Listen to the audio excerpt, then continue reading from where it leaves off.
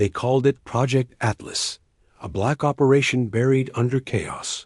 But when the soldiers reached the site, what they saw wasn't from this world. So going back to the event, we decided to get in a tactical column and approach this, right? And we got down the slope, and it's just like a clearing and just has this big opening. It's almost a little bit more than the football field because this craft took up a majority of that. So let's just back up for a minute. Let's describe the setting, because at first you said there were helos doing racetracks around. Is this the same opening that you described earlier that you were watching helos drop supplies? No. Okay. So where this was happening was southwest, at least where the helo insertion points were with the LZs that they were setting up. And they were flying very low in consideration, right? So, and the reason why I know this is because I asked the pilots after this, because I was on the officers' mess, and I knew their call signs, and I approached them and I asked them very respectfully if they noticed anything strange. None of them said anything. Okay. So I was trying to see if they could get a view of a topside, because this is just something that's crazy, right? Yeah. So also their call signs all stuck out too, you know, because pilots like to do crazy stuff with their call signs, so it was very easy to track them down.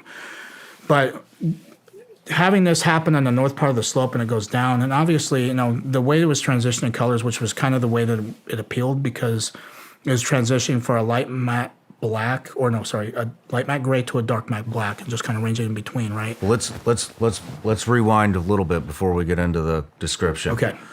How far? So, what was the activity with all the other helicopters? Were they active at the time that you saw the Honestly, UAP? When we started going down there, no. Okay. And I don't know, because obviously we were occupied with this. How far do you think it was? So from the LZ where we were at was 300 meters roughly, okay, plus the slope that was concealing, plus vegetation. Down the slope, it was like 400 meters maybe. So we got close. We trucked down quite a bit. Okay. About 150 meters outside, 150, 200, right? Halfway. And so maybe about a click away. Possibly, yeah. At the the farthest. craft itself might have been a click out. Okay. Yeah. And as like I said, the reason why I know how big this thing was, because Did you see it as you crested the hill? Yes, I did, and that's where I took videos and pictures of this thing. That's how I was able to see it, because, you know, taking pictures of the chaos going behind and everything, you see in the rubble, burning buildings, flooding, and all that kind of stuff, and then you turn around, and I'm like, So you crest this hill. yep, You look down into the valley. yep. And there's a clearing. There's a clearing with a UAP. Yes. Just sitting there. Sitting there, hovering. rotating clockwise, yep. And that's in transition, this color spectrum I was telling you too. And that's why it's something that stuck out. It's not a building, you know. It's not something that you're used to seeing. Maybe topside it could have looked like a building or something that, you know, I don't know. I don't have that perspective. I wasn't a pilot or anything. But I can tell you from our point of view, it's something that it looked very unnatural and abnormal. And that's what got our curiosity to go investigate this. Now, normally, because we would have had comms, you're damn right we'd have called it in. Report something suspicious. Maybe get some eyes on a helo, get a hold of their call signs, and try to do them fly around, and they never did. And obviously, we didn't have comms to do it, but they were more occupied with what was going on behind us. So when we trekked down and got around 150 to 200 meters from it, you know, and this is an opening. By the way, there's no tactical advantage being in this situation, because you don't have cover. It's jungle. You have concealment, but this kind of concealment with vegetation is not bulletproof. Mm-hmm.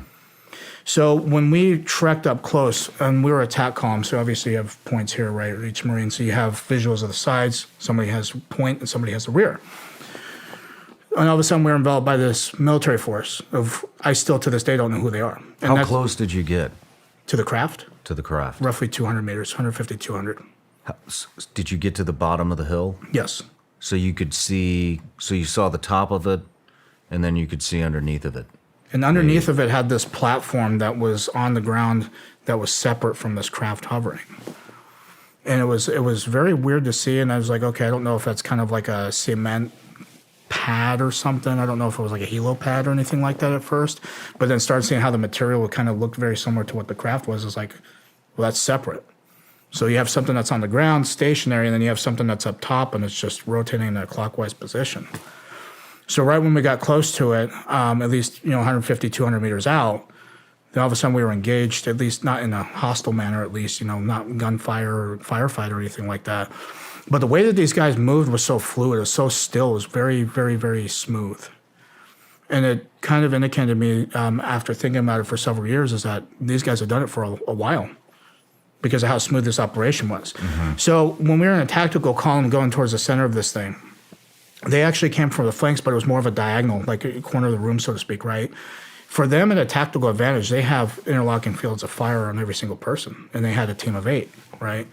And the gear that they had was black OTV vests. They had black camouflage utilities. What you're saying is there would have been no they were professionals. Yes, there would have been yes. no Mexican standoff where if they fired, they're shooting into their other squad. They had perfect angles. Yes, they did. To where both sides could engage you. Yes. Team of 4, team of 4. So it was like a fire team element. Without worrying about a blue on blue situation. Exactly. Okay. So, with that being said, because as they approached us, you hear the safeties flip off. Now, your attention to detail when you're seeing this kind of stuff, your senses are very heightened, so you can pick up. I know you being a combat veteran, you know all about that. Your heightened sense of awareness is going through astronomical changes. Hypervigilant. Yes. So you can hear stuff a lot clearer. And that's when you kind of picked up the hum that this object was doing along with these guys flipping their safeties off, especially M4s. It's very distinct sound. Anybody in this room who's held M4s and has shot them, M16s, things like that, it's very distinct sound to flipping it off. So we kind of knew, and they started yelling at us. They were like, you're not supposed to fucking be here. What the fuck are you guys doing here? Who the fuck are you with? So they knew they were using the kind of lingo that we were using too, especially in the military. So it made me think that at some point these guys actually were uniformed military at one point. Any accents? Not accents. It's just like American dialects, how you and I are talking. At one point they said they were going to smoke us. They could throw us out of a helicopter. It's very easy to get lost in the jungle out here. They kept saying stuff like that. So after they enveloped us, they all pretty much got in line. They told us to put our weapons, so we all got in line as well. And we had our hands up. We had our weapons slung. And they're having 2 guys watch while there's a guy basically taking our magazines out of our vest. And they're throwing them on the deck and they're kicking them away so we don't have time to react. They also, at the same time, the first thing they did was obviously take our weapon and clear it. But they took the magazine out and they actually held it in a way to where they could pull a charging handle and collect the round and have it not hit the deck. So the way that these guys operated was very smooth. It's very calculated, very precise. You could tell they've done this a lot, or they've rehearsed it a lot. Especially combat operations, you're doing terrain model rehearsals, you're doing rehearsals whether you're clearing rooms, trying to figure all that kind of stuff out. These guys kind of did the same thing, I'm assuming, because of how smooth it was. And because as well as I do, you have new guys that join a unit and they're not that fresh. They're very choppy because they have the basic understanding of either how to stack up and do room clearing. And the guys that have done it and been through combat deployments and all that, they're very kind of methodical, very smooth because they know what to expect. These new guys, it's not the same thing. You could tell these guys were seasoned. So as they did that, they actually, each Marine had 2 guys on them, plus one that was taking the stuff off of them. They actually knew where our military IDs were because in Marine Corps order, you have to have them in your left breast pocket. So there were 15 of these guys, 3 on each Marine. No. So they had other guys right here, and they had 3 that were just going through each Marine, okay, while other people were holding each Marine at gunpoint. And they're not like super close to us range-wise with, because if you get a muzzle close, it's easy to grab it and, kind of fend off, especially with a rifle. But these guys were off at a standoff distance that even if you try to move, they could smoke you. One search team of 3 guys. Yes. And then the rest of the squad was aimed in on you. Okay. Yeah. So, and again, they're not anywhere where they could actually, there was people behind us because obviously if they had to engage, they're going to hit one of their own guys probably. So it was more like they were kind of moving the same way through all of us, all 6 of us, taking our stuff, taking pictures of our military IDs, So they had like these devices that kind of look like a very thin, it looked like a smartphone modern day right now, because in 2009 it wasn't the case.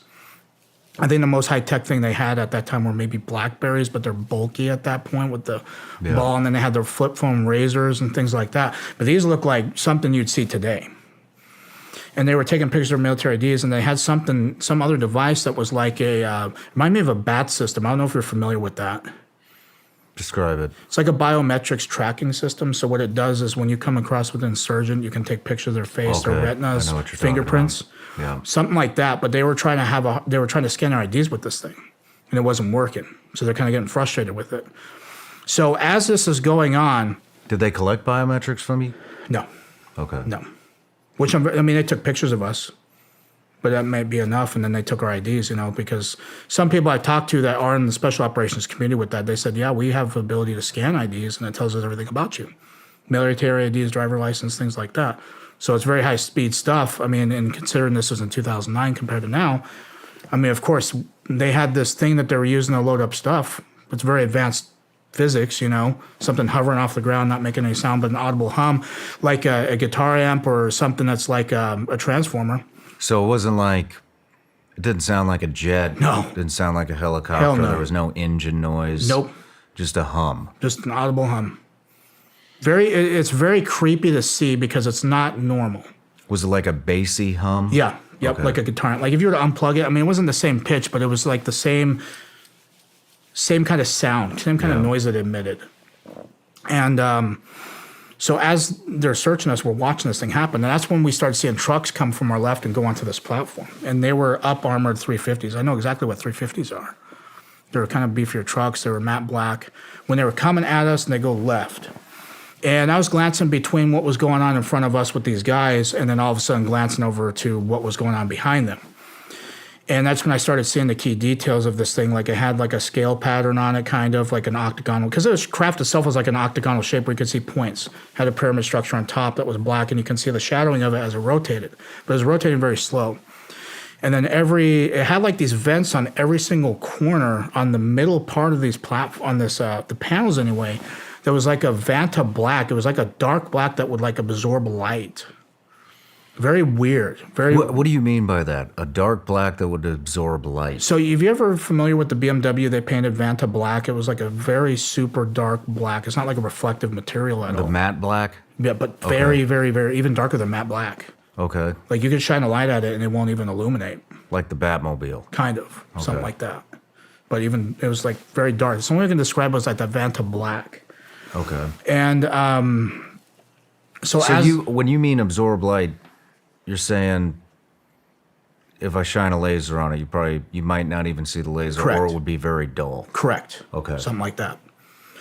So we're watching these vehicles, right? These trucks. Now, the thing I would say on the front of them, because Humvees, the military has, they have the IR lights on the front near the headlights that you can drive at nighttime with your knots. So they had the same thing because they had the same kind of slits that had the IR lights. But they had weapon cases in the back of each truck bed. And, you could store like a couple hundred weapons, maybe 100 weapons, maybe a platoon, a company-size element. And it was the same Pelican casings that we would use to store stuff when they were transloading, So very big cases on 2 of them in each truck bed. And then they had a shipping container thing. I mean, it looked like a shipping container, but smaller and half the size. And the thing that was different about this is I had a cylinder on the front of it that was towards the truck. It was like parallel to the ground, just a cylinder right on the top of this thing. And for years I thought, okay, there's got to be oxygen supply or like a vacuum sealing thing that you would, because obviously I'm thinking it's drugs. I was like, okay, so this is a very advanced way to do that, just years of thinking of this. And come to find out, when I gave my speech in D.C. on that Saturday for the Disclosure Project with Dr. Greer, he's got a lot of people coming out of the woodwork, by the way. And this gentleman, I'm not going to give any detail. I know a little bit about him, but he works in some of these projects that are some very controversial facilities. He's aware of what was going on. After I gave my presentation of this, he confirmed, he says, no, he's like, I don't want to leave Michael hanging out there, but I was not expecting to come and talk to you about this. And he went explaining what the operations do, why they do it, and what they were using them for. And he says, there's not drugs that they're putting in these shipping containers. He says it's humans. Human trafficking. Yes. His own words. And, of course. And he also wants to come forward, at least with him and 30 other people that are involved with that part of the work. But it was very disheartening to actually get that information relayed to me, because here I'm thinking for years it's drugs and it's a much sinister thing. But it makes sense because they use natural disasters that people are going to be missing anyway. Yeah. Scoop up people. I mean, I've been covering human trafficking this year. Right.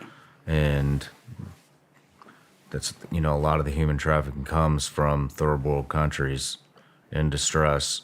You're in a third world area. Yep. In distress. Right after an earthquake would be I mean, it's prime time to do a human trafficking operation. Right. How big were the containers? I would say probably 8 feet and 10 feet, 8 feet tall, 10 feet within. So like maybe half a Connex box? Yeah, about that. Okay. And they were kind of like on the trailer that was underneath was kind of like a regular Humvee trailer that you would see kind of pull stuff, something like that. How were they being lifted into the craft? So they were driving onto this platform that was angled to sort of hit, and it just raised up, and they were just driving on this ramp. Oh, But truck the whole would go thing, up? yeah, but the whole thing was a ramp, Okay. like a circular ramp. And I mean, obviously, I can't see what's on the other side of it, but I'm assuming because it's a circular pattern that it's going to be the same on the other side. Because they would drive onto this platform, and at that point, I saw all the doors open. 4 guys would come out, and then I'd going back to what we're facing here with these guys searching our stuff, asking us questions, taking our IDs, trying to intimidate the crap out of us. And so I can see the guys come out of the truck. And that was making me think, too, like, at a tactical advantage, we didn't have that. There's only 6 of us, basically trained infantry Marines. And there's these guys here that are, doing this operation and very skilled, very methodical, very calculated, very precise. And if there's 8 of them, and then all of a sudden every single truck has 4 of these guys, I know that it's not just these guys that are running the perimeter. They could have been 40 or 30 or 40 people. Yeah. Could have been a platoon-sized element. And the fact that we have no concealment, we barely have any concealment, because if we were to run and bank off the sides here to go to our flanks, they could just engage us. There's nothing to hide behind. Yeah. Vegetation ain't going to stop bullets, but... So there's a lot of questions I have, too, because it's, obviously if we would have engaged them, then the whole rest of the force behind us would know about it because they'd have heard the commotion. Yep.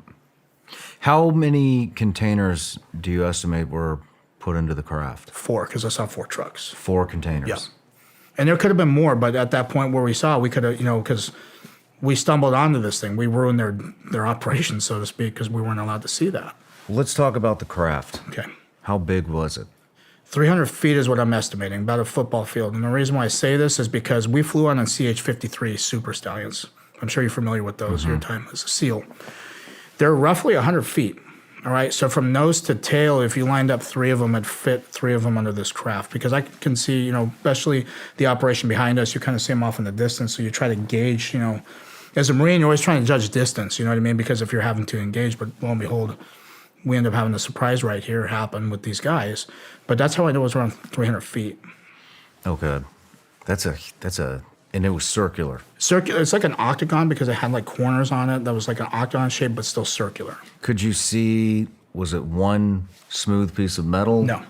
Was it panels? Panels. Yep. How were they, just describe more. Were there windows? So were there were openings? not windows, nothing I could see like that. It just had that Vanta black vent-looking things on each corner is all I saw with that. And it had like a octagonal scale pattern that went through it. It honestly reminded me kind of like a design for an F-22 Raptor. Okay. I like the top of it kind of looks like that. Yeah. That's what it kind of reminded me of because it would transition those colors.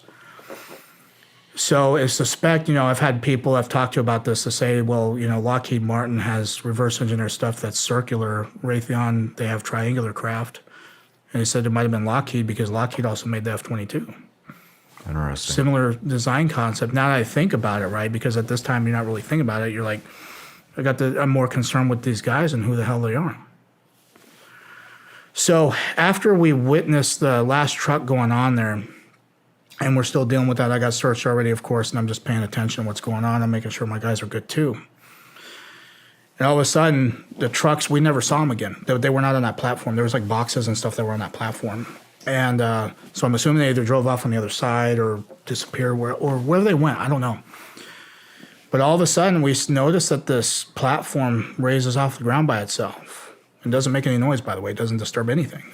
Before it started gaining elevation, yeah. How high off the ground was this? The actual craft? Yes. I would say probably 20 feet. Okay. Yeah, good distance. And the platform rose up, but I would say like the platform was up several feet, right? Probably maybe 5-6 feet, because it was from the distance probably about half an inch. I mean, I'm just envisioning I'm envisioning the way you're describing this, I'm envisioning an octagon Yep. rotating clockwise with a drop ramp similar to maybe something you would see on the back of a C-130, C-17, but circular. But circular and separate. There's no cables. There's no... Okay. Yeah. Was the ramp attached to the craft? No. So there was just an opening. There was just an opening. Like the bottom part of the craft, was what I'm assuming, because that's where I saw it lift up and go into. It was like the bottom part. It was like the floor itself was like the platform, and they were just rolled up, right?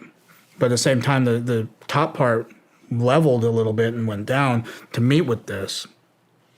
And as that happened, you start to see it rise up past the tree line. And it's not like it's super fast and just rapid. It's just like kind of slow.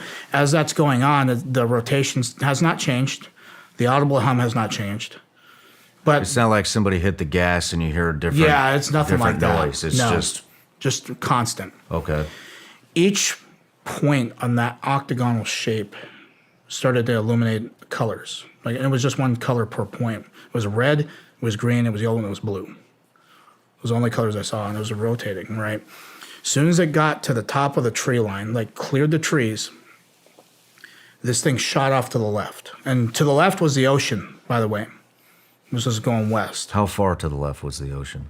Probably a good mile and a half, maybe. That's it? Yeah. It So you're right on the coastline. Yeah. Okay. Probably, I would say it could be a mile and a half to 3 miles, I'd estimate, because I mean, that's just estimation. I don't really know. Because it took us a little bit when we landed into the near Padang City, because we landed at the airstrip, and then we took like a several-minute flight going from southwest to like northeast part, roughly. So I'd say probably a couple miles to kind of estimate. And like I said, it didn't change pitches of noise or anything, and it just completely shot off. I mean, it's just like a blur that went left. Didn't make a sonic boom. Like you'd see a fighter jet when you see the pressure that, the way that happens. It didn't disturb any of the trees like rotor wash would do on a helo or a jet flying the map of the earth and leaving exhaust and blowing you kind of see Top Gun movies when it cranks up on that. Nothing. There were even coconuts that you could visibly see on these trees. None of them were disturbed. No shit. Yeah. And me, I like aircraft. That was my thing. I wanted to be a pilot, but that didn't happen. I wanted to fly the Harrier. And I know about aircraft. I know everything that we've got. I know everything about them. From a little kid, that's all I wanted to do. But obviously, then being infantry was the next best thing. So it wasn't something I've never seen before. Something I know that we didn't have, at least in the conventional wise, on top of the military force that was there. If Project Atlas was real, then the truth has already been buried. The question is, who's still digging?